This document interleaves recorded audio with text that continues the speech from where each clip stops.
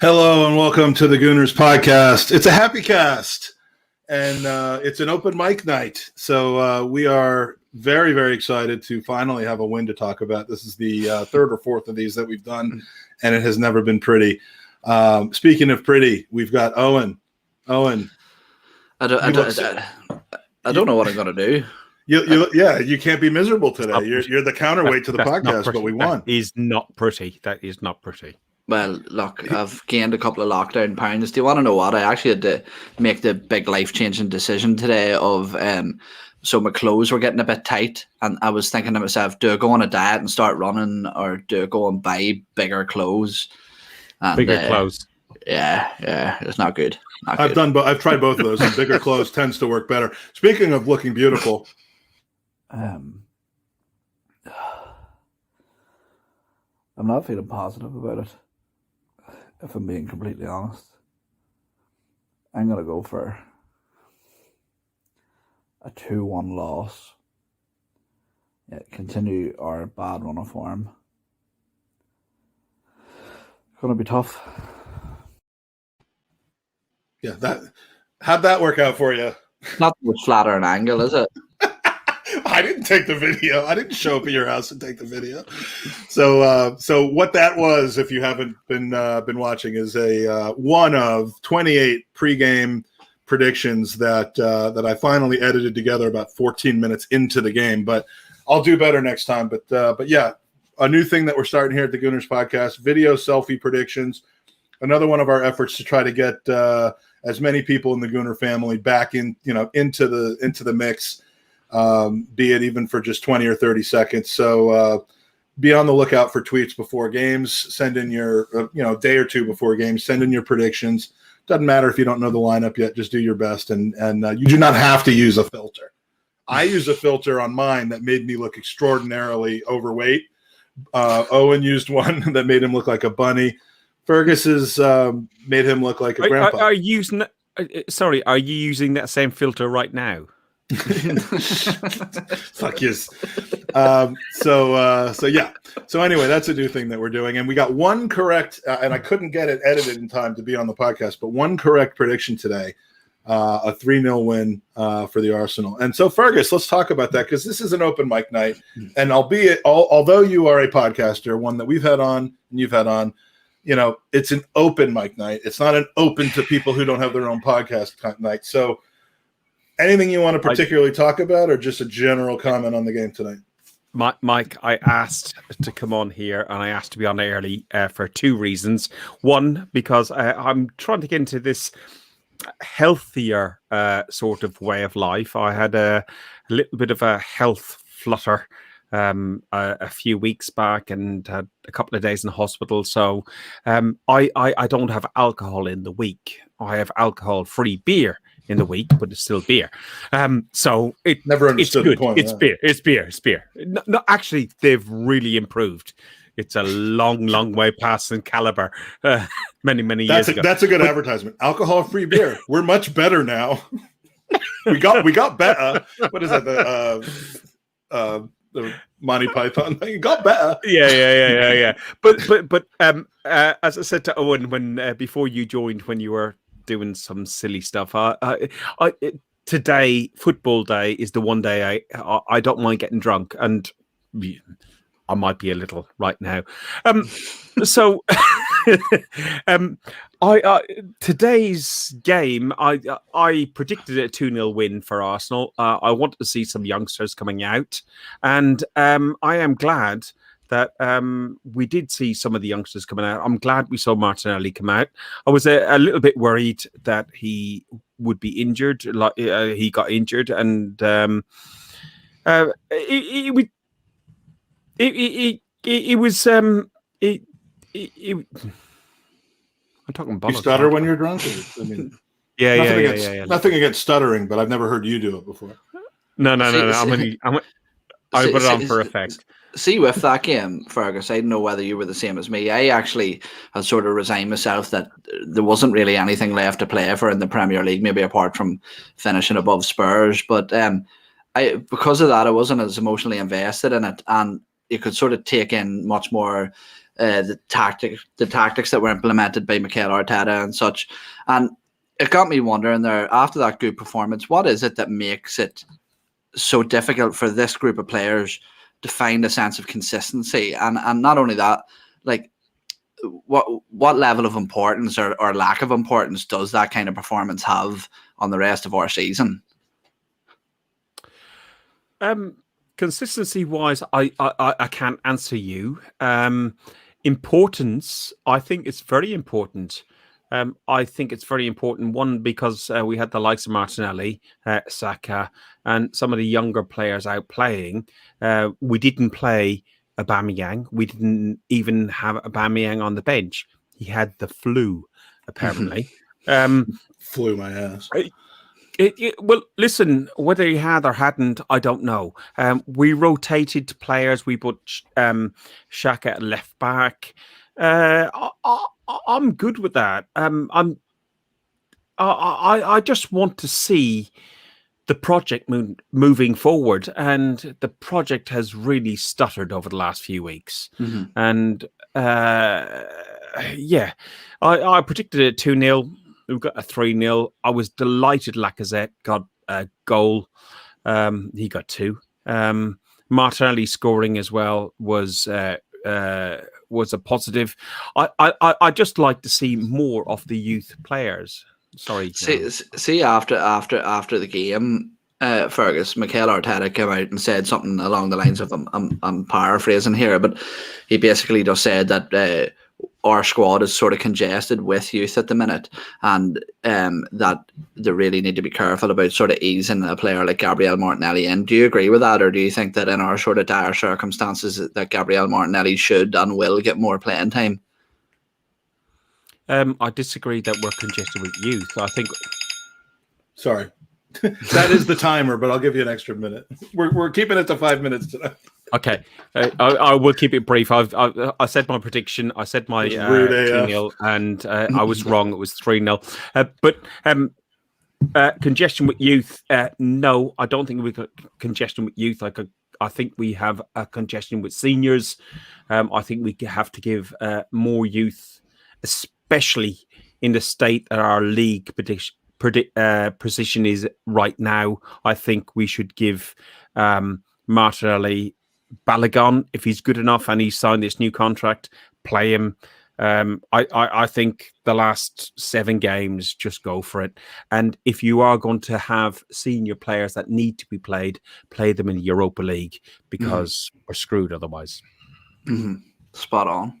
Beautiful. Well, a win finally, Fergus. Let's tell everybody where we can find you and your wonderful podcast with Trev and Mem and others who drop by. Guns and Yellow Ribbons. Check it out on YouTube. But tell us all the details of if that. you want to find me when I'm sober, is on Guns and Yellow Ribbons. You can find me on Twitter at Guns and Ribbons. Christ, look, I haven't gone 10 minutes. Stop. Behave. Guns and Ribbons. All right, Fergus, love you. Get to bed. Guns and Ribbons, Guns and Yellow Ribbons on YouTube and Facebook. Guys, thanks very much. Love what you're doing, guys. Owen, I'll see you on our podcast soon. Definitely, mate. Pleasure. He won't be seeing me on the podcast soon because he didn't invite me back. So standard. Nah, you ruined it. Only one last thing to say. Up the arse. Nice. I'm used to hearing that, just not on weekends. Yeah, not on weekends. Next to join us, making a return appearance here after a very, very interesting appearance last week, Aston Mac from Orlando. Your face is becoming a meme, I believe, for what it's like when you meet your Arsenal heroes. That was fantastic. I wish I actually could play it right now. I don't have that in the pod, but Listen, I live for the club. I live for the club, and if it's my destiny to become a meme for the club, then so be it. So be it. And long may it continue. Exactly. I think that was my favorite moment of probably all the podcast. We were all talking in our chat afterwards, and it was absolutely awesome, man. But tonight, I'd like to welcome in Thierry Henry's on as well. No, I'm just kidding. He's still my beating heart. No, so you guys are this is gonna be funny because I'm actually not happy. And I know everybody in the world's happy, but I'm actually not happy. I was reminded today of how bad our midfield is. This has to be the worst midfield that we've had in 2 decades. Like if this was 5 years ago and we had Cazorla or Ramsey or Arteta on the field, that team would have been destroyed. This would have been like a 7-0. We were actually playing really, really slow. It's just Sheffield United was played so far back, so far off of our players. They allowed so much time and space. I could literally count seconds between touches and between us actually playing the ball out. It was actually really slow, and it was really, and you could tell that Sheffield United just wasn't really up for it when you see Xhaka wasn't tested the whole game. But do you not think, Aston, that I actually think that it was almost like 2 completely different games, and that opening 20 minutes or so. I think I remember actually at one point I was counting, don't worry, I didn't take note. I'm not that much of a nerd, but I was just counting, and I think the average touches that our midfield were taking were between 4 to 6 per man per time they got the ball. But then in the second, or not even in the second half, the sort of second half of the first half, it seemed like they started to really quicken up. And I actually think that when you look at tonight's game, and don't get me wrong, Mike will tell you, I actually said to Mike before the podcast, what the hell am I going to complain about tonight? Because that's all I love to do. But I think that Dani Ceballos' defensive work rate especially was absolutely fantastic. And I think that Thomas Partey, although he loses the ball, he often loses it trying to transition defence to attack. He's trying to be positive. And then Bukayo Saka as well. He's sort of playing out of position. So I had slight leniency towards our midfield tonight. But do you think the fact that that's the worst midfield, as you said, that we have ever had possibly, do you think that is systemic from coaching, or is it just simply down to personnel? No, I think it's down to personnel. I think that it's systemic as in we systemically bought terrible players for like a decade and we never replaced our good ones. I mean, like when we used to have Rosicky sitting on the bench. Mm-hmm. Like, you know what I mean? Like Rosicky walks into this team, and I think it's really evident. I do agree with you, though. Bukayo Saka, Nicolas Pepe, and Ceballos specifically showed very, very quick passing movement. They look like they have another gear in them, but behind that, it actually looked a little lackluster. Especially, I actually want to do a positive shout out for my thing, though. I do want to say, unironically, Callum Chambers is our best right back. Isn't that weird? Mm-hmm. Yeah, and funny, even something I think maybe as we should cover, I have written down here as well, is that when I seen that team line up coming out, Aston, and I seen the wing backs, it was not even when the team sheet came out, I thought Saka was going to be deployed at left back, but when the first whistle went off and I seen Granit Xhaka in that left back role, Callum Chambers in the right back role, I had massive concerns around mobility. I was like, Gabriel Martinelli is going to have no partner up that left hand side, and Callum Chambers is also, some would say, limited in terms of getting up and down, but I think both of them two in particular, Granit Xhaka and Callum Chambers, maybe Granit Xhaka wasn't tested just enough, but I think they were pretty good, pretty standout games. What did you make of Granit Xhaka in that sort of, unusual left back slot? I think Xhaka does fine because he can do the inverted winger role that Bellerin was doing and tuck into that midfield 3. So he was comfortable. But the thing is, he wasn't really tested athletically. That's where I would worry about him there. But the biggest thing for me is, again, Callum Chambers has been like just playing his arse off at right back for me. I just don't understand. Like, and it's kind of a strange position because I don't think he's a great right back, but he's the best we have, which kind of tells you what we need to do in the summer, if you know what I mean. 100%. Chambers, we got in this discussion on the Highbury squad where I was on for the post-game show, and Chambers he divides opinion because half of the people will say liking him and singing his praises is exactly what's wrong with Arsenal. We settle for players like Chambers. But by the same token, my personal view on him is that he's shown that he can be a very good squad player, a spot starter when needed. I'm not saying that we shouldn't be upgrading on him and that he should be our 40 game a year right back. But at his salary, in his contract status, re-upping him probably won't cost a whole heck of a lot more than we're paying him now, which I think is maybe 40 to 60. Mm-hmm. And you could do a lot worse than having that guy start a game when we're playing, 3 games in 8 days, come off the bench if need be an injury plug-in. He's another Cedric in that opinion, but he brings something that Cedric doesn't, and vice versa. So, why not keep these kind of players on the squad, assuming that we're going to improve, for our everyday starter? Well, I think the issue is how many do you keep in the squad? Because we have Ainsley Maitland-Niles that kind of fills that slot. He's gone. He's gone. We have Callum Chambers, we have Joe Willock, and we have Cedric. All players that we all say are like, okay, are these squad rotational players? They can fit in different holes, but at some day they become, instead of becoming the one man out of the team that plays average in every position, they're just our average position. So I do think that we need to be looking at better. I do agree that I think Callum is a cut above the rest of them as far as like a squad rotational player.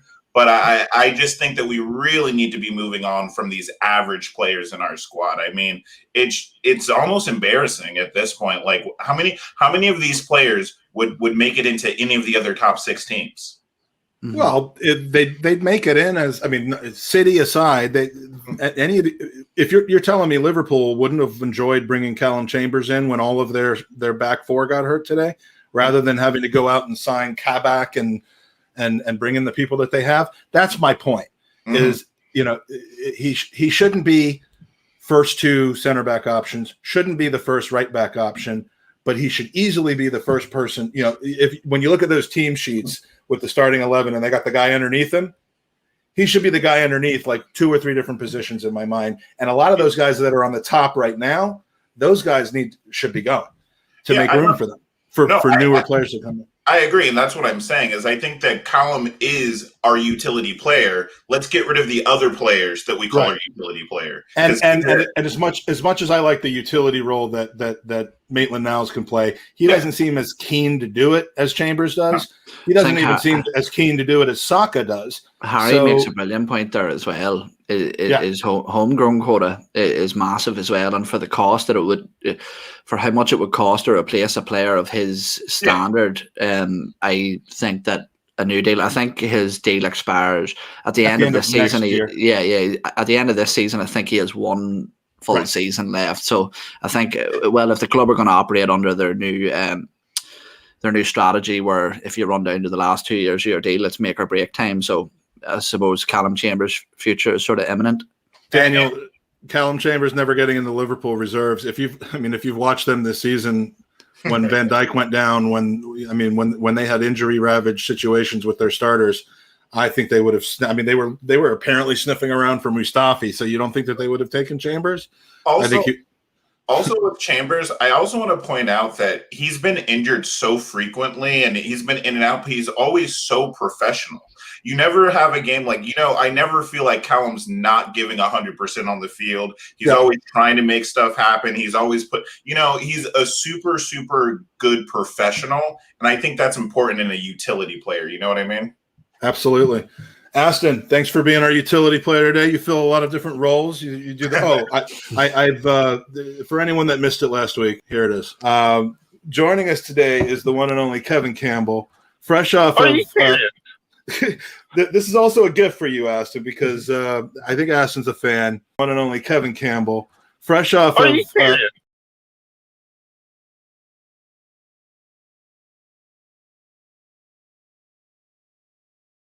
God damn, that was fun. That's unreal. I love that. I love that. I hate that I spent 4 hours making that like edited clip there, but I'll learn. I'll be a little bit more. I'll be more proficient. But Aston, I'll spend 4 hours on you any day, buddy. Thanks for joining us. Take care. Have a good one. All right, guys. Check it out. Oh. I suppose that's going to happen every once in a while. So who did I say was next? We got Rich next. Premature. I'm premature. Rich, welcome back. Rich. Wearing Rich with the Willian jersey. It's the infamous jersey. Yes. Yes, he's wearing it today. I'm surprised you don't have it like turned around. I should turn it around so it says Willian. Yeah, that's. Everybody else's shirt I have was not in the lineup today, so at least he got on the pitch. He did, and what an impact he had on the pitch. It was a solid 4.5. Rich, there's something I wanted to touch on. We did try to touch on it with Fergus, but we didn't really delve quite deep into it. He was too old to answer the question. Yeah, but it's something that it's the main question I'm taking away from the game today. I put it that way, and I want you to explain it to me in more detail. So there's what Aston was trying to say, by the way. He is on Twitter now, so go follow him at Gooner Aston. Exactly. Absolute legend. Again, that word thrown about not so loosely this time because he is. But no, great performance tonight, Rich. But why? My question is, why can't we see levels of performances like that on a more consistent basis? We often talk about these players are dead players, the squad's bad, about some people have their concerns with the manager. But when you see the sort of the tactics implemented in the way that they were, and for them to work the way that they did, is that down to good management? Is it down to the players being better than maybe we think, or is it simply down to Sheffield United just being a poor squad? I want to say that I honestly think that it was more down to Sheffield being as poor as they are than anything we did. But if you look at the guys that we had on the pitch, there's a guy like a Callum Chambers who's out there. You know what? He's given his all for the shirt. There's a guy, Danny Ceballos, I saw he was in the lineup. I'm like, oh, great. Here goes 5 turnovers and a goal. And he didn't play that way today. Saka, Pepe, Lacazette was great today. I thought he was the difference in the game. I mean, he was playing deep. He was coming back to get the ball. He was playing forward. I mean, that goal, the first goal, it was an Arsenal goal. Mm-hmm. And oh my God! I keep calling it Norwich Junior. If Norwich goal had a baby, that's what that goal would have been. Yeah, exactly. It was very reminiscent of it. But when we say, Rich, and this is what I mean by when we say the players aren't good enough, and this is often my argument that I actually said it in our WhatsApp group with the rest of the hosts from the show, the part-time hosts. But I actually said that what I find frustrating is that when you criticize a player, our fan base jumps at you in defense of that player. But then when you criticize the manager, people say, well, the squad's bad. But you look at that goal this evening, I don't care who the opponent is. That's fantastic high-level football. And as much as the question annoyed me to Mikel Arteta when it was asked during this post-match interview, it was reminiscent of the Wenger days. Who asked that question? I was trying to figure that out. It sounds like a John Cross question. Yeah, you should deep dive into that, and we'll name and shame that fuck. But you can't say that because we've had 3 or 4 of the guys that attend those pressers on the pod, and they're friends of ours. So not no more. Not after that question, bro. No, but Rich, when you see sort of fluid football like that, surely these players are capable of more than we've been seeing. Right. I don't know if it's just, I don't know if it's a mental thing for the squad where it's like they get out there and they're like, what do we do? Mm-hmm. And, there are those times when it's clear, but sometimes I think they're overthinking it on the pitch. I really do. I think that the guys are like, oh, I can't make this pass because if I make this pass and I miss, they're going to go the other way with it. And mm-hmm. I mean, look at the other night when, I didn't see the tying goal in the Europa League because for some reason I hit between 2 cell towers in my, I was driving home from work and my phone froze up and I come back and they're pulling the ball out of it. And I'm like, well, I'm glad I missed that one, but it was a case of, it's like, clear the ball. That was a case where all they had to do was hump the ball deep, don't make a mistake. And so is it in their heads? Are they just not good enough? I don't know. I really can't say that they're not good enough, but there are times when they aren't good enough. And today they happen to be good enough. They did the right things. That ball from Partey for the second Lacazette goal, which, Mike must have been microwaving water and missed. Well, you know that I did because I know that you were watching on Hybrids. I had to get that. Sorry. I went downstairs for what should have been 3 minutes, and it ended up being 8 minutes because of a little mishap with my soup. Yes, Owen, my soup. But it had nothing to do with microwaving the water. It had to do with physics of hot liquid inside a closed container. It will eventually explode, and I forgot to let the out. Well, anyway, so I missed the last Lacazette, but I have since seen it. But I mean, that ball for Partey was just. I mean, that was, if that's what he is capable of, he's worth our money. But we haven't seen enough of that all year long, and it's from the whole squad. I mean, there are guys that should be playing much better than they are, and I don't know. I mean, Xhaka playing out of position, to me, I was like, I'm looking at that going, wait a minute, Xhaka's playing left back, because I was 2 minutes late turning the game on, and I had to load the Peacock here in the States, and their app's terrible for loading. It's awful. So I'm like 2 minutes late getting in the game, and I'm like, why is Xhaka playing left back? Imagine something called Peacock being terrible. I mean, right.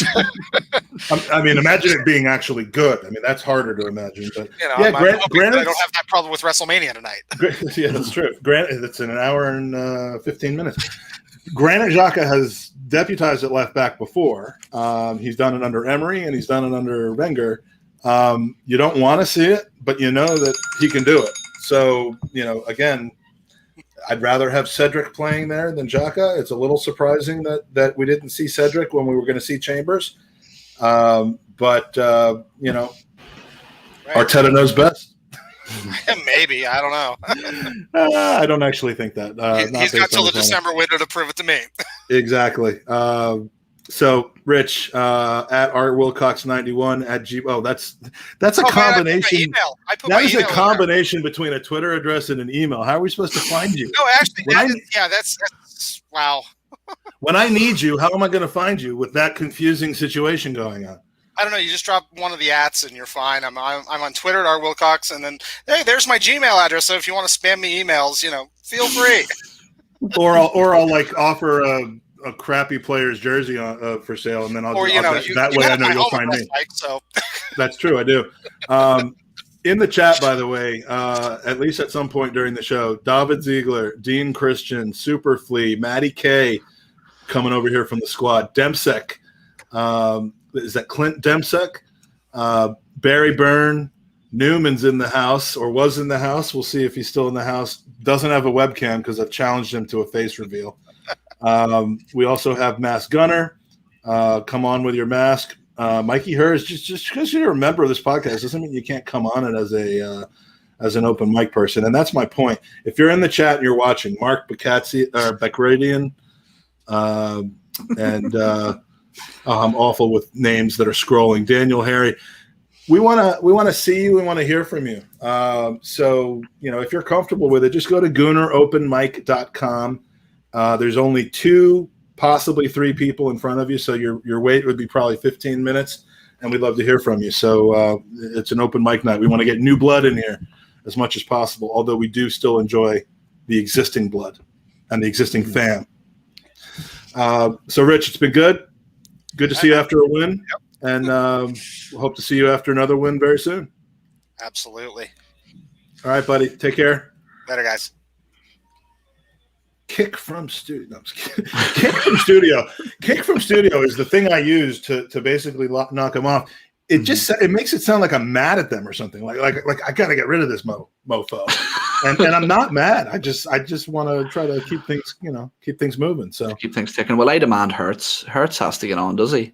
Surely Herz can spare 5 minutes. Yeah, I mean, for a guy named Herz, this game doesn't. So we want to hear from him. Yeah. All right. So who's next? I believe I said it would be Scott in Chicago, who is here. Scott making his second straight appearance. Mike, Owen, how you guys doing? I told you we would raise the glass we virtually. Will. Raise a glass, a bottle of water. Yeah, Diet Coke, whatever. Yeah. How's the mood after today? I mean, are we caught in this? Look, I enjoy wins whenever they happen. It doesn't matter. We can only play the team in front of us. Or, it was just Sheffield United. Because there's a pretty good split between that and the fan base.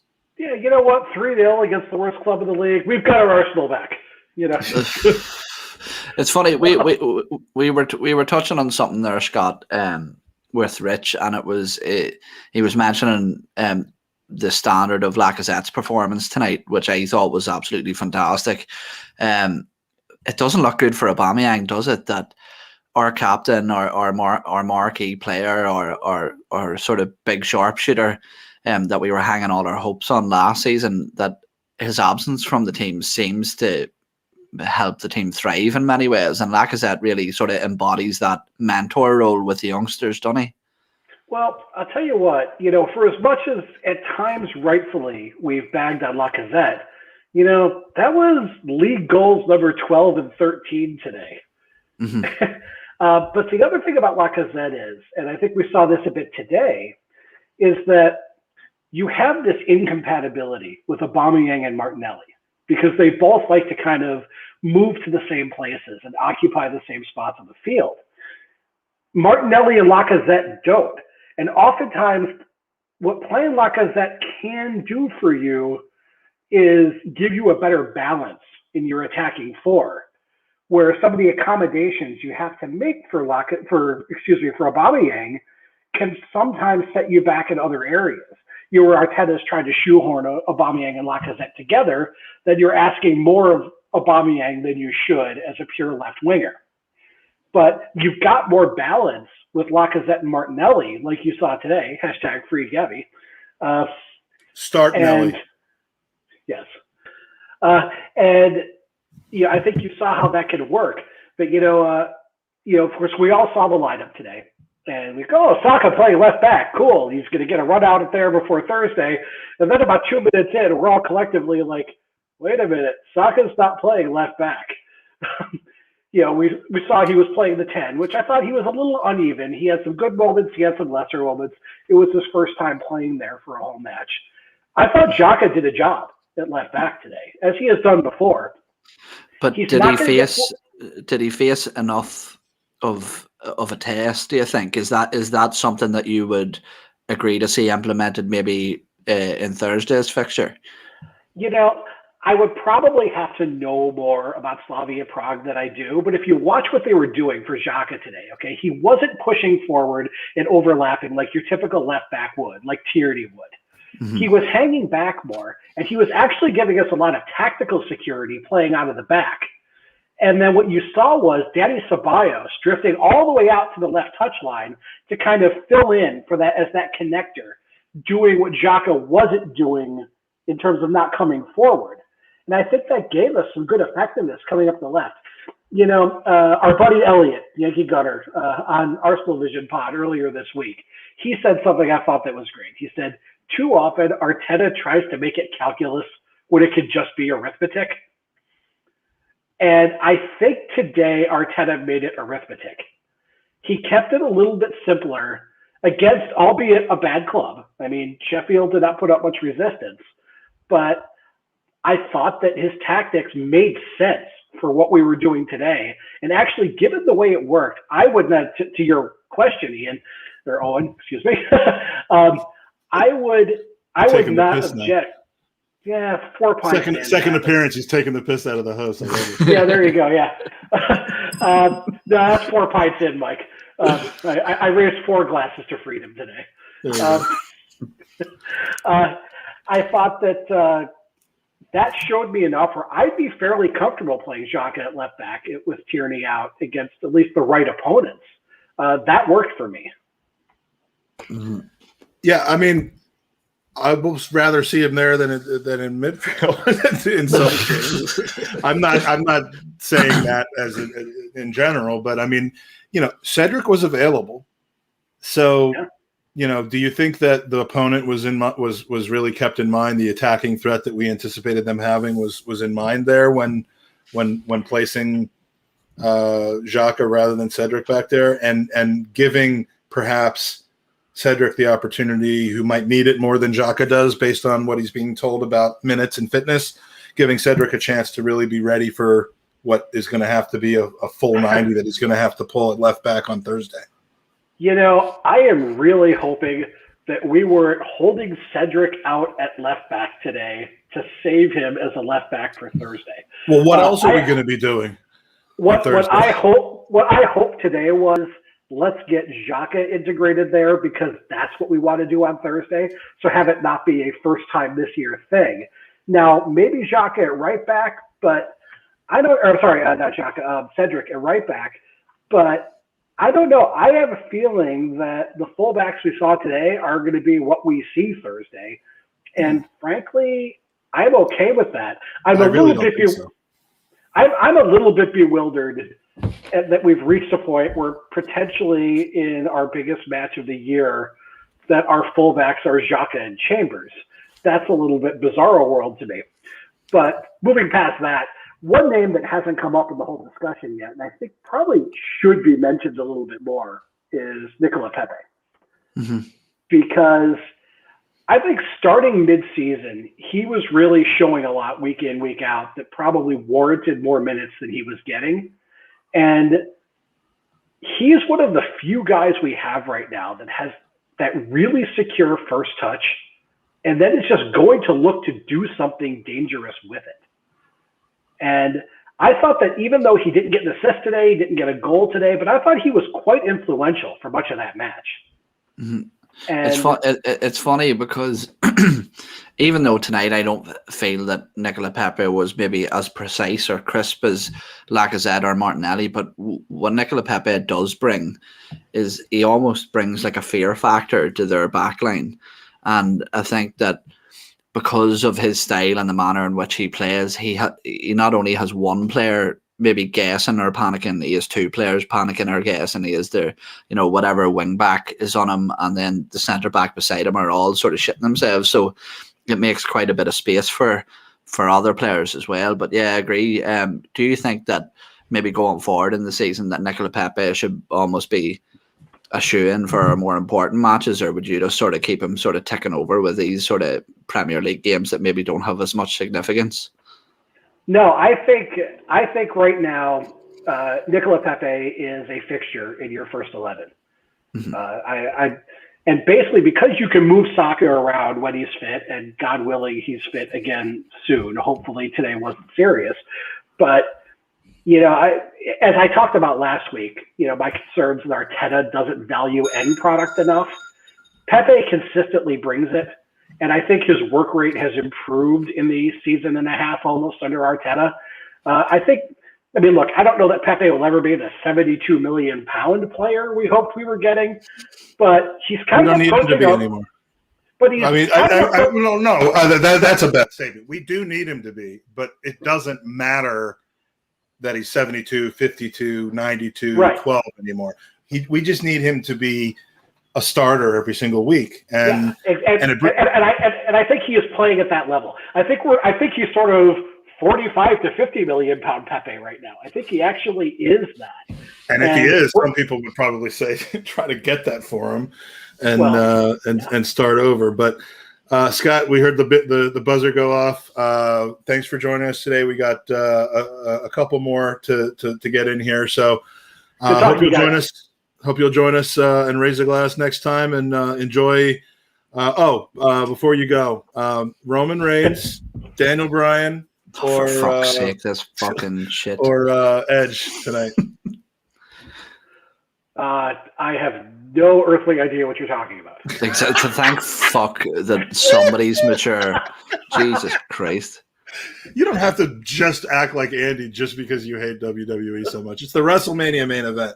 And just for that, and just for not knowing, I'm going to kick you from the studio. Get out of here, you bastard. All right. Love you. Take care. All right. Oh, you never let him say bye to me. Drago. Yes. Drago's been so patient, but and I'm surprised he didn't fall asleep because as he tells us, he's in bed. This is so hot right now. But so let me start you off with something. Because we've just been talking about Pepe and how he needs to be starting every week. We all feel Martinelli should probably be starting every week.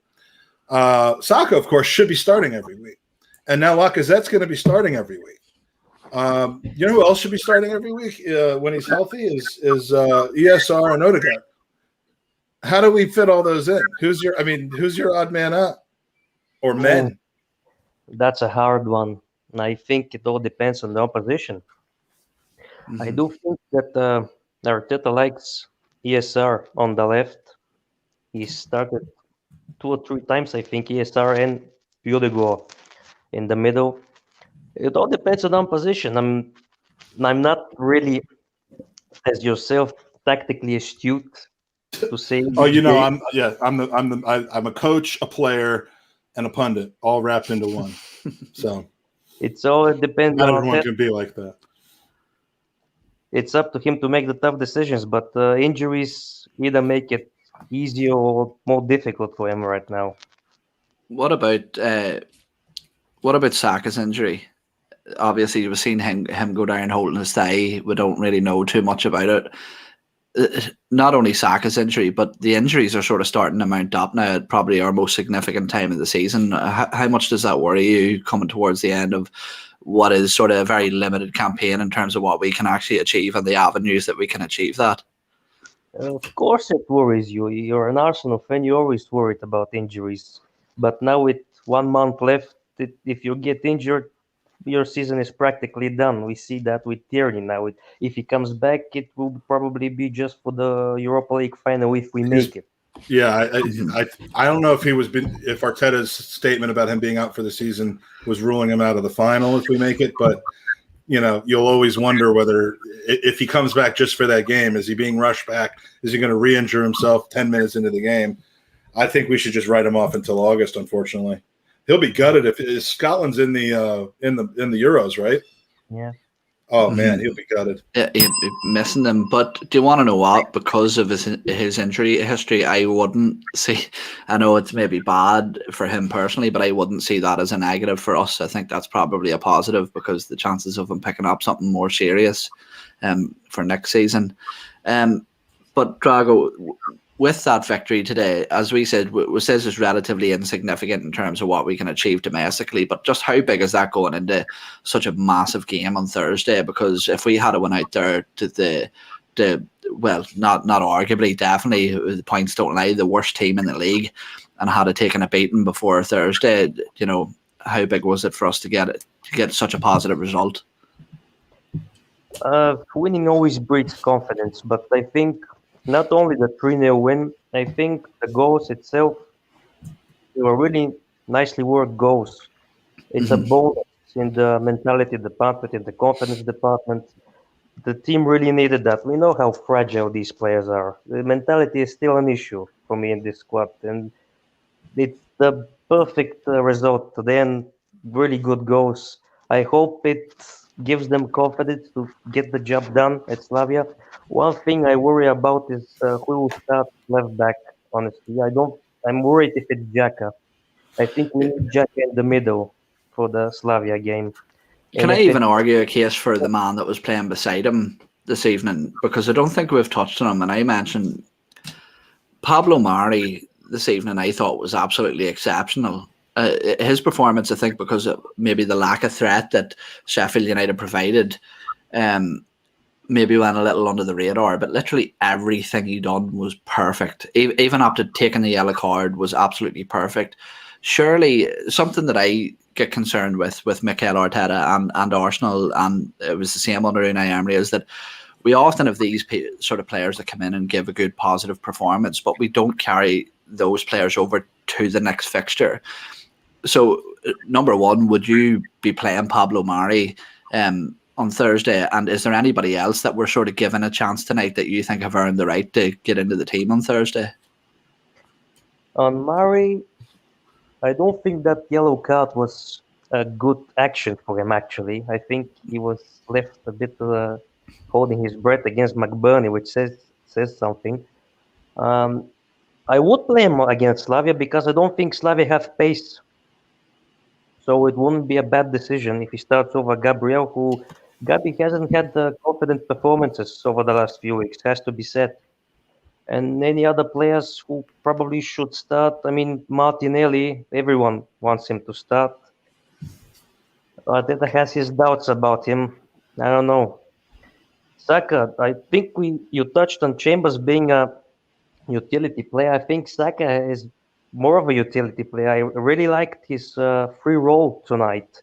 He's played left back on the wings. He's even played as an 8 at one point.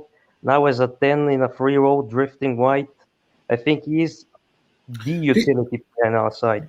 Do you think? I mean, we've heard about players who have deputized at positions that they're not accustomed to playing or don't prefer to play. We've seen it with Alex Oxlade-Chamberlain. Didn't like to do it. We've seen it with Mainsley. Doesn't like to do it. We don't really know how Cedric feels about playing on the left. We don't really know how Chambers feels about playing defensive mid. I'm assuming he enjoys it, but Saka, I mean, do you think he's a special talent. Do you think that he enjoys playing multiple positions or is happy to do it, which is two different things? Because he certainly excels wherever we put him. But like, is it something that he's like, I'll do whatever I have to do for the team, boss? Or is it like, I love just, being good at 4 different things and being, a guy that you can plug in and maybe move me around as other players who are running into a good patch of form, need to be playing where I normally play. I mean, what do you think about that? And then I think we're about to hit our buzzer. He's such a talent. I love the boy. Every time he goes down, I hold my head. He needs to be protected, and the referees don't give him much protection. He's being kicked every game. I'm getting pissed off how many times he's getting kicked. I do feel he prefers to be obviously in forward positions. I don't think he would like to play left back or wing back. But I think he's happy to do a job for the team. Anywhere you put him, he's a model professional for such a young age.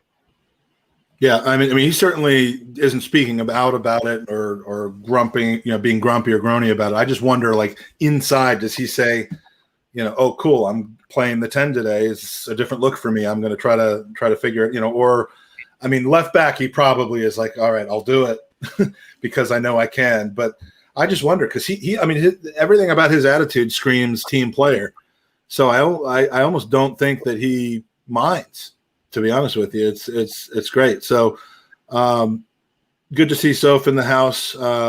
Obviously, a voice of reason.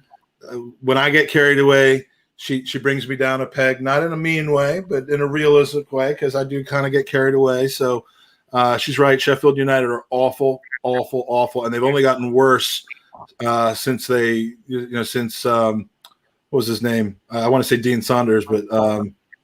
Dean Saunders is a goalie. Since their incredible manager Chris Wilder left, so they're going down in a heap of garbage, and we did what we needed to do against them. So yeah, it's not the end. It's not. We're not back, but I'm enjoying the good performance, and I enjoyed your great performance today, Drago. Unfortunately, I got to kick you from the studio now, but it's like 1 o'clock in the morning where you are. Yeah. So appreciate you staying up with us, and we'll see you next time. See ya. Love ya. Take care. Love you too. We're gonna finish off strong with a clusterfuck of men. How about that? Sounds like a good Sunday night. All right. Well, we're starting with a guy who's walking around his house, doesn't even know he's been put into the podcast, Mr. Tom Rosenhammer, and we will also bring in Mikey and Andy. Is that you? So We never took him. you didn't even bring Herz in. I Where got is him. he? I got him. I didn't scroll down that much to see. Oh, okay. Who the hell did I bring in? Oh, Dean. I thought that was Herz. He doesn't scroll down past Mexico, so he doesn't know Guatemala exists. Yeah, no, I apologize. Already. And Dean, my apologies. Well, I'm glad that you're here. I'm glad that you're on. It's good to see you again, and I apologize for bringing you into this mess. But we're gonna finish off the last, I guess, 10 minutes or so. Dean, let's start with you. Where are you located again? Dallas. All right. Any particular player you want to cover that we haven't already, or any? Just, I mean, what are your overall thoughts about the game today? And it was somebody who hasn't been mentioned today, and probably divided opinion today that I want you to speak about if you can. Thomas Partey. Partey. So, I mean, I was at work, so I didn't catch much of the game. I saw the much mentioned pass for the third Lacazette goal. Well, second Lacazette goal, third goal overall. But it was good to see just, I guess, an overall team effort and just, him really be able to play his position. He didn't have Xhaka next to him like he usually does. So for him still to do what he does and be that rock in the midfield that we need and continue to need. We probably need to get someone next to him who can play week in, week out. If a Xhaka, if we can upgrade that position just to get him some help and solidify in that midfield, which I think it was Aston mentioned earlier, probably isn't the strongest one we've had in the past. So wasn't Aston a buzzkill? What's that? I said, wasn't Aston a buzzkill when he came on? Always so negative about everything. He doesn't do anything positive with his life or just moans. God damn. Our midfield's not good enough. I'm ready to pop champagne. We won an away game 3-0, and here comes Aston just saying, we suck. Mm-hmm. I know. God damn it, Aston. Right. But, toxic positivity. Well, Partey was excellent. Partey was excellent. Apart from that one time someone got the ball off of him and it led to a corner, and I was worried that the corner was going to lead to a goal, because then people were going to say, "Oh, okay, Partey gave away the ball that led to a goal," because he's someone that definitely has that star quality, and he's trying to dig himself out of just a string of bad performances. I think the last 3 games he's just been really, really underwhelming. Even though he's like an engine that's sputtering, and he can't get started this season. And you can almost understand it if you have a bit of patience and long-term approach to it, because of what this year has been like for him. Deadline day, all of that stuff, and injuries, and it's just he's better than he's been showing that he is. Right. But there's a bit of a difference with Thomas Partey, and it's that even when he has a bad game, he doesn't really cost you. Would none of us agree with that? That's the difference in standard from what we were purchasing previous to what we're purchasing now, is that even when they are having off days, that they still have some sense of security in their play. Yeah, but I think too, like from Partey's background, like it takes a while to get used to the English play, right? He's coming into a squad that is being formation changed. He's been hurt. He's had long layoffs with his internationals and then injuries. I think we got to give him the benefit of the doubt. I think I put in like our WhatsApp group, like that pass today was the first time I've seen like a Patrick Vieira type pass coming from that deep. It was just absolutely perfect, laid on for the striker. And I would say he hasn't had the best of seasons, and our expectations are higher, but we know that what he's capable of, though I'm giving him the benefit of the doubt, because at the end of the day, guys, West Ham is in 4th place. This league is fucked this year. Yeah. West Ham is having the season I wish we were having. It's shocking what Moyes has done. Especially Souček is arguably the best signing of the season. And hell, a year ago, didn't anyone know who he even is. And then here he is. Or Lingard at this point. They hit the jackpot on reviving careers and vaulting careers, and I mean every single thing has fallen into place for them this season. It's one of those things where they've threaded the needle that they had to thread, and that they rarely do. And good for them. I hold my hand up, and it could still happen, but it's not looking like it. I thought that they 3-4 weeks ago they were just going to start to tumble down the table, and it's not happening. They're going up. But you got to give Moyes credit, because there's a certain belief, right? Because you just see, like, even Lingard walking into that squad has just been worldy for them. Yeah. But I'm telling you, so much so that we're now being associated with buying him for way too much and putting him back into his shit. Yeah, but which is insane. He's probably the type of player that will do great at a small club like that, and then go to the larger stage and just shit the bed. He's found his level. Yeah, he has totally found his level. But once the fans get back in the stadium, they're going to plummet real quick. Yeah, they have been the one that probably benefited the most from that. So, Mikey, we haven't heard from you too much. The excellent prediction before the game, you almost nailed it. You went for 2-0 to the Arsenal, an easy 2-0 to the Arsenal, so much so that it looked like you actually had an orgasm while you were predicting it. I don't know if you've watched the video or not, but Good stuff today, huh? Yeah. I fully thank you for joining us.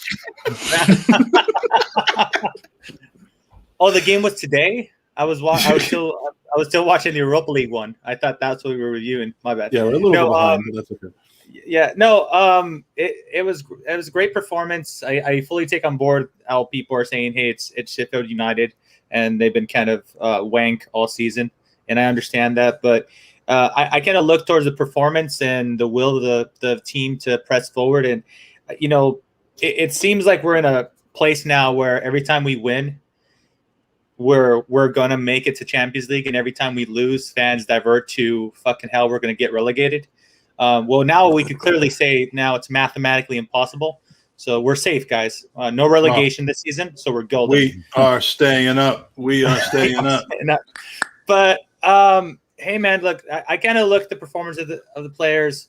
Everybody seemed up for it. Everybody was on the boat, as Arteta likes to say. So to me, this is why I don't pay too much attention to like those rumors circulating that like Arteta has lost the dressing room. There's certain I just don't buy it. I see games like the West Ham game where they came back from 3-0 down.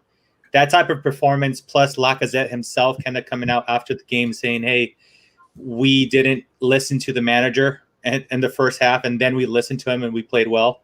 And a performance like this. And even as controversial as this might sound, the Europa League, we had our chances. I mean, we could pick through that game all we want. We had our chances, and we had our chances with players you would expect on a regular basis to score those goals. So, I know that I'm quickly becoming that the toxic positivity guy, because I don't often spend too much time at looking at negatives. But hey, I mean, for me, the way the team carried themselves and the way they played, for me, I am forever optimistic. So I like what I saw. I like that Pepe came in. He doesn't seem to be losing his form. I know he was getting a reputation for being kind of a super sub, but he started off playing well. Martinelli, first time he gets to start since United. He scared the heck out of us with that injury scare, of course. Yes, he did. One per game, of course. He didn't cry, but he was thrashing around as though he didn't. Do you want to know what? See, to follow on, because you're so positive, Mike, and you know me, I feed off negativity and I fucking live for it. Dean, out of interest, was there anything or anyone in that game that you could single out for maybe not performing so well, or something that you didn't like from that performance? Is there anything that, if you were the manager, say that you could go back tomorrow and play the video back, and something that we could learn from that game?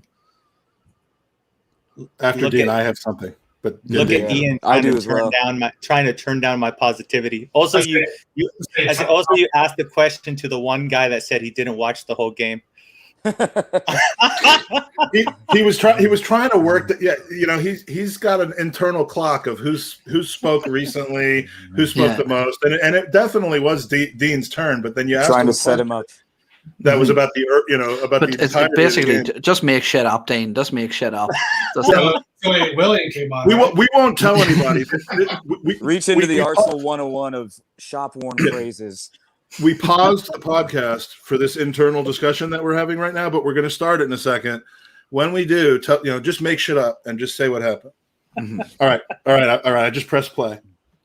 Okay, so it was a good performance, right? But Xhaka at left back, even though he played admirably, never needs to be back there again against any team that's not Sheffield United. So I mean, if I'm going to say anything negative, and that's the only thing I can think of off the top of my head. But is that more negative? Is that negative towards Arteta or negative towards? That's a good point from Daniel. Xhaka. Oh, it's fantastic.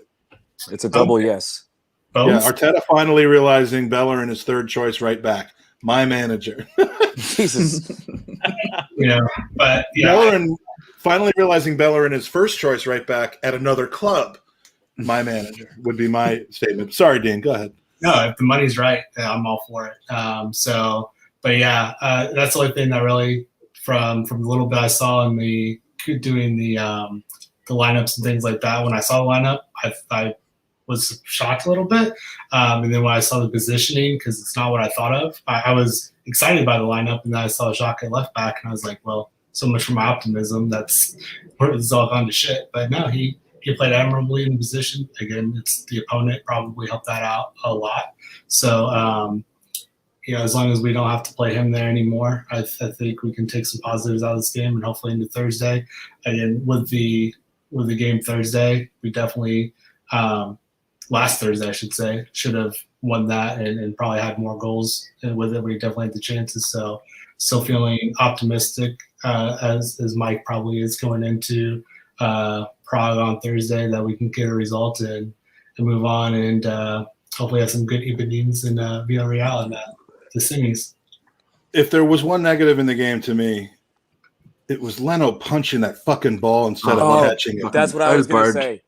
What in a row he's done that. That was what's wrong with Bird? He was Bird. He was. You know how Davids become Davids when they don't play well or they don't do something. From now on, Burned becomes Bird, as Ian likes to call him, when he doesn't play well. It bothers me because at some point he's going to punch it right through the middle and it's going to land to someone that's going to volley. Oh, he's already done that a number of times. So why take? I mean, that ball was like soft. It was coming to him. Yes, he had a defender who was looking like he was about to crash into him, and so it could have been a collision. He might have spilled it, but he. I mean, why are you punching that? Yeah, I try not to say anything because I don't want to. Probably one of the things I've hated the most this year about our fan base has been we sold the wrong one. We sold the wrong one. Well, yeah, we joke about that all the time, but I generally support Leno. But I mean, I don't know what the hell that was that he was doing. Right, because it's almost to the point where you have to say, should we play Matty Ryan? Get him out there to prove to Leno that he doesn't have the number one shirt locked down. That I think you're onto something there, Tom, because that is something that I said when he signed for us. Because Michael, both Mikes will tell you that I've always had my reservations around Leno, and he. And do you want to know? I think people are sleeping on Matty Ryan. I think he's a very, very good goalkeeper. And the thing that I'm worried about is I think that if Matty Ryan has some form of game time this season, I think his contract is actually up with Brighton. I think they had an option for another year, which I don't think they're taking. Yeah. Apparently the manager doesn't have any faith in him at all. I think we could get him on a free, and I think that the simple fact that we're not giving him any game time whatsoever could impact that potential deal. I think as long as we're in the Europa League, Leno's got to continue to play the string out. But if we should happen to get knocked out of the Europa League, put Matty in for whatever remains in the Premier League and let him do his thing. I mean, I agree. Just for the sake of making him feel like he's a gunner.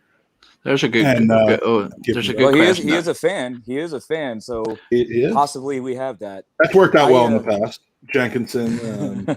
Herz, we'll throw this over to you, Herz, because you're sitting there quiet. Daniel Roberts says if Ødegaard is out, ASR, Saka, all of them are out on Thursday. Would you play Nelson in the 10? Ooh, He makes such a switch. I don't think so. I'm gonna take a pass on that. He is more a winger just by naturally the way he plays, and B, we haven't seen him forever. Also, C, to add to that is C for Ceballos. When he was coming through before he started kind of changing his game to kind of help out for what Arteta has been asking him to do last year and this year, he is actually naturally a 10. Ceballos was when he played for Betis, the little that he played for Madrid and the time he played in Spain. So when I saw the initial lineup, my head went to Saka was our left back, Ceballos was going to be our 10. So I was okay with it today, and I'll be okay with it on Thursday if push comes to shove. I think that's the play right there.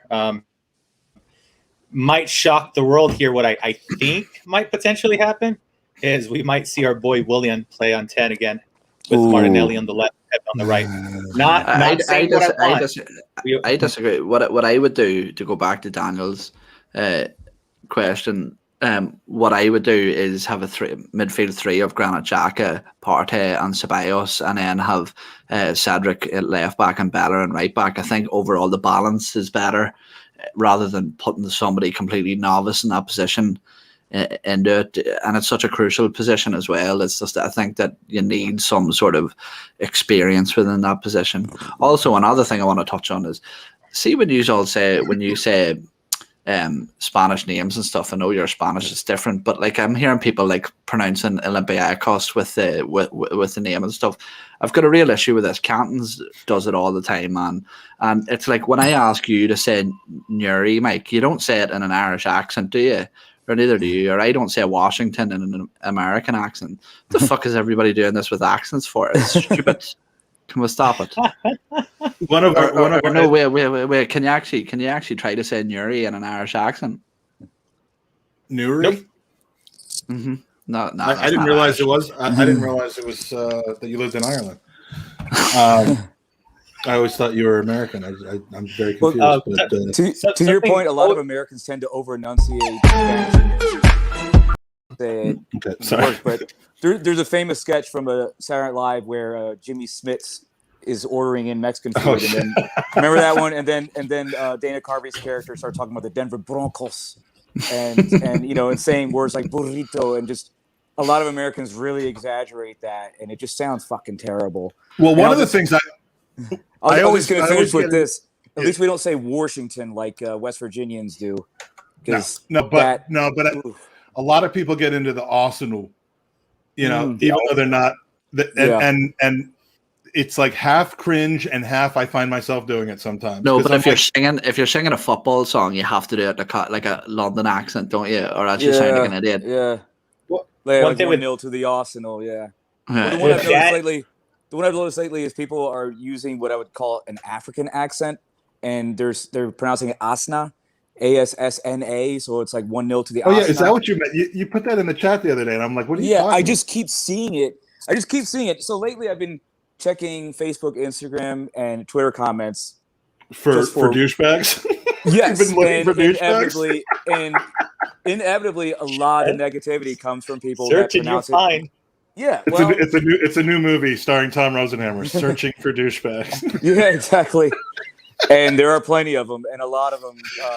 It's great because it's always like giving, like Arteta scrolling through comments, going, "Oh, that's a great point about my strategy. I'm definitely going to do what you said to do." But it's always Asna, and it's just funny sounding to me, just 1-0 to the Asna. Let's move this off of accents. Sorry, that was a bit of a tangent. One little story of Danny the GSP, Mike. I don't know if you ever remember the GSP. Did he change? Yeah, GFP. His Lone Watch videos when he couldn't pronounce the surname, it would be like Reese Nelson, Eddie Unpronounceable. Unpronounceable would be his filler. It would be like Eddie Unpronounceable, Saka, and it just always just slip that in, and I would have to like fend to Google search, like, wait, who is he talking about again? He used to always throw me off with that. But Unpronounceable was about 10 youngsters' surname for sure. Daniel wants to know if I've managed to eat my sandwich today after all my hard work editing the prediction video, and no, I have not. And it's grown COVID now, and yeah, Danny and I actually, we kind of met podcastically wise over the pronunciation of Chuba Akpom. I believe that that's what started it all, if you remember, Danny. Started everything. It started our ascent to the level of fame that we have now that you just can't even possibly have imagined. But Dean, what do you think about that? No, I'm just kidding. Any chance that we win the Europa League, Dean? Let's start looking forward. The Sheffield and the United game is behind us. Any chance you think that we're going to win the entire ball of wax, or do you even have concerns about winning on Thursday? And are you going to watch that game? Both. Just absolutely choked on his. Oh wait, this is an Arsenal podcast. I picked the wrong thing. No, I think it could be both. To be honest, I am scared about what could happen Thursday, but then I also wouldn't be surprised if we won the whole thing. It depends on what team shows up. If it's the guys that came today that have bought into Arteta's system and play for him and have no fear going forward, then we could beat any team left in that competition. If it's the team that showed up against Liverpool, we could, or even last Thursday, we could very much lose and crash out. So it's like Arsenal roulette. You don't know what team you're going to get from week in and week out, and that's the scary part of it, but it also what makes it fun being a fan, I guess. So you're saying Arsenal are like a box of chocolates then at this point? Or like a bag of dicks, former show sponsor for Gooners. Yeah, the one show. I mean, everyone's got these shaving sponsors, these betting sponsors. No one's ever approached us other than bagadicks.com, who apparently is, despite their as they mentioned it to me 3 or 4 years ago, they had some philosophical differences in their board. Imagine having philosophy about a bag of dicks. Yeah, philosophical differences between them as to how to move forward. It was about the coloring. I believe that. Well, there is an issue there, and they introduced a new product that was somewhat controversial, and it's still for sale. So I guess we know who won that tug of war. Uncircumcised dicks versus the. It was definitely not that. But Tom, tell us. You have not been on the podcast since I think the end of season 1. Okay. One of my best friends, period, Gooner, otherwise. We've known each other a long, long time. We traveled together. All right, fucking rub it in. And but not a lot of the. I'm rubbing out off camera right now. But. Not a lot of the people know your story. So tell us a little bit about Richmond and how you became a Gooner and I'm doing that to buy time because I'm trying to upload a couple clips to play as we're on the Okay. It's funny you mentioned that because last night someone asked me how I became and the podcast an Arsenal fan because everyone does a podcast. Yeah, exactly. If you're a white male and who's middle aged, you have to have a podcast. So I just quickly want to add to what Mike was saying. Mike Herz was saying earlier. Tactically, Arteta didn't get it wrong on Thursday night. We just didn't finish our chances. So if our guys finish our chances, we don't have that discussion. I don't think he got it wrong tactically. So anyway, my story, 1994, Carnaby Street in London, back when Carnaby Street was still a little bit edgy, a little bit punk rock before it was taken over by stores like Armani and Coach and just these places where you can spend, Is that where you dragged me? Yes. That's what you dragged me to go into one of those Hector Bellerin stores. Yes, Pretty Green, Liam Gallagher. Yeah, he goes into Pretty Green. I'm like, I am not going to be caught dead in that place. And I think I got a picture of you walking out. Yes, so Pretty Green is a clothing brand named after a Jam song, arguably my favorite band behind Oasis. Anyway, Carnaby Street used to be where the punks were. When I first went to London in the 80s, you saw guys with the mohawks, the spiked jackets, and girls, and it's drastically changed. And there used to be a store there called Soccer Scene. And Soccer Scene, I just remember walking past the shop window, looking, and I saw an Arsenal shirt. And it pretty much felt like that movie, Lord of the Rings. It was just like, it drew me in, like the ring draws people in. I got the shirt. I have no idea where it is now. Red's my favorite color. And I remember someone telling me back then that, we've got this player named Ian Wright. He's much like your Charles Barkley. I remember this guy saying, like, your Charles Barkley. And then it was really, really hard to follow Arsenal back then, obviously. And I didn't follow Arsenal then the way I do now because as time has gone on, I like a lot of other sports teams. But now that I started Richmond Gooners, and this year will actually be our 10-year anniversary, and I'm hoping to do something special with that. COVID is kind of preventing a lot of ideas, but I would like to do something special, live music, have a lot of people there. Everybody touching each other, breathing on each other. Yeah. So as I'll be vaccinated AF. Yeah, I got my second one last weekend, and yeah, I'm feeling much better because holy shit, the night after the second vaccination was brutal. But Richmond Gooners got started because there were two guys on my own street that were also fans. So I said we should start watching together. And then I knew that there was a local group of U.S. men's national team fans, American Outlaws, would watch together at a bar. They would that same group also was DC United fans. So I said I need to start an Arsenal group, and it's just and to your point, Arsenal has meant much more to me than just football. It is friendships, people that will text me from California and Texas, and we'll talk about how is your kid doing, and how are you holding up during COVID, and it's great. Your kid. Are we going to talk about what you call it? No, I'm just kidding. So we don't have to do that. No, and she just left an hour ago, and So Arsenal, Richmond. Did she watch the Gooners- game? She did, and it's kind of tough because if you don't like sports, it's tough to make it interesting, and she just does not like sports. So she, like a lot of young women, just likes to stare at her phone and watch TikTok videos. I think that's a young thing, period. Yeah. At this point, it's almost impossible to get them. Yeah, and TikTok is just not for me. I don't understand it. I don't get what's so interesting about it. But anyway, I didn't come here to talk about TikTok. That's our new platform, though, because YouTube kicked us off. We're Owen moving is to actually TikTok. on TikTok right now. Yeah. So Owen does a special line of videos where he chokes on his vape pen. I was going to say, Owen, please don't be on there dancing and all that. With his bunny filter.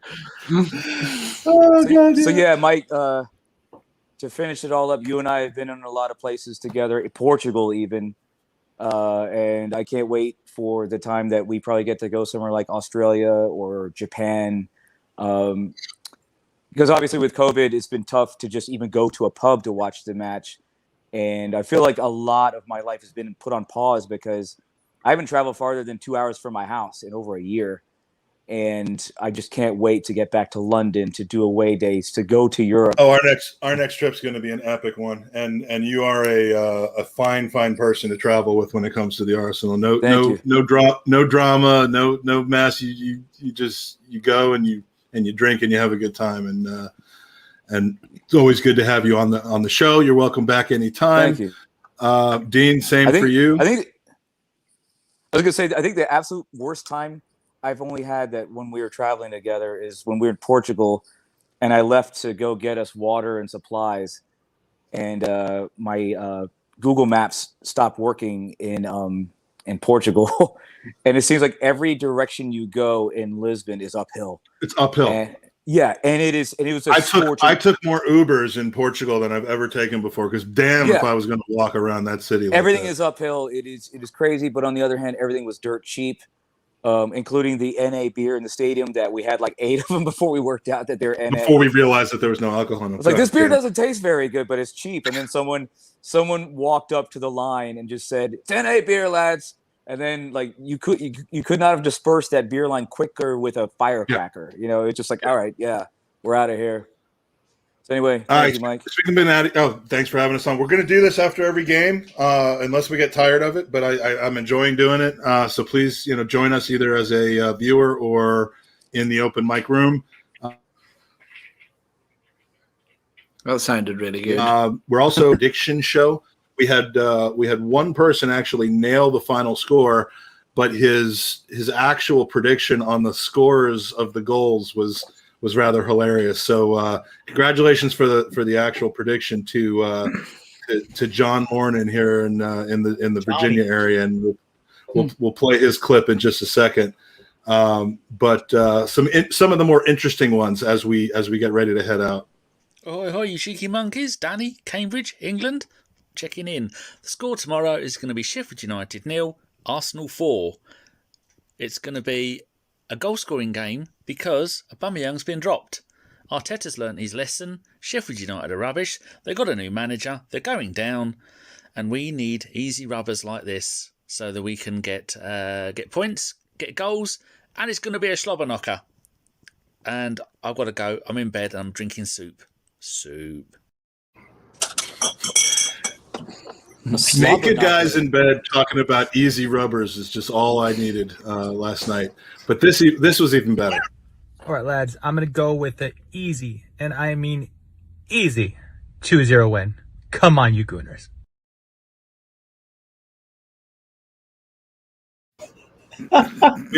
We even got a little bit of a dig at Owen on this one. I love this guy. I literally actually love this guy. Hey, this is Magic's son. Hey, this is Magic's son, Jake. I'm all decked out ready for the game today. I've got a prediction for how this is about to go. I'm thinking it'll be a 1-0 result to the Gunners.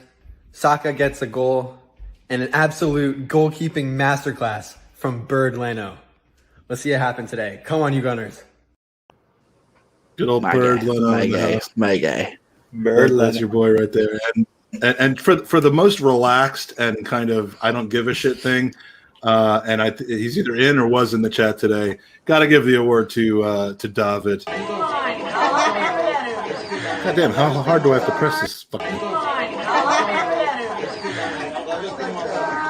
2-1 Arsenal. Yeah. That's it. And last but not least, the What is he actual looking one like a person drug out of the lord from 28 who Miami got the Vice? score right. I know he has let himself go, but I'd still do him. And finally, John, the one who got the score right, although he did not get there in the correct manner, and you'll see what I mean. Hey, Gunners. Score prediction for Sheffield United versus Arsenal. Sheffield United 0. The Arsenal 3. 2 goals for Willian and 1 goal for Partey. He gets his first one.